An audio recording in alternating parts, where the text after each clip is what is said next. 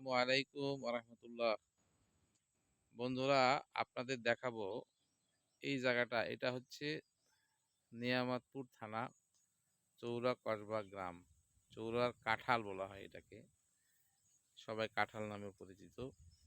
এই যে কাঁঠাল, এটা হচ্ছে ওই আগে এই সমস্ত এলাকাতে আবাদ হতো না।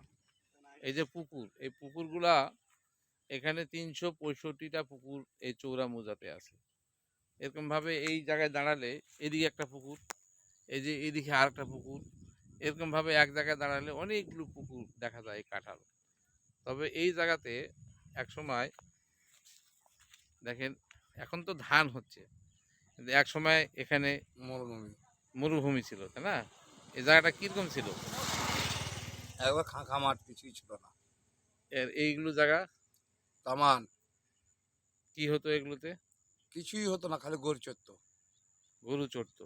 গরু চারণের এই জায়গাগুলো ছিল এক সময়, এগুলো আবাদ হতো না। আমরাও দেখেছি যে এই জায়গাগুলো এক সময় কিছুই হতো না, শুধু ধুধু মাঠ আর এই পাহাড় আর পাহাড়, পুষ্কুনি, পুকুরে তেমন মাছের চাষ হতো না, আমরা নিজের চোখে দেখেছি। এখন প্রতিটা পুকুরে এই মাছের চাষ হচ্ছে। এই ৩৬৫টা পুকুর এই চৌরা গ্রামে আছে। আর এই যে বন্ধুদেরকে এই দেখালাম, আজকে খুব তার ভালো ঘাস লাগলো। আছে, কতটি কয়ে দেন।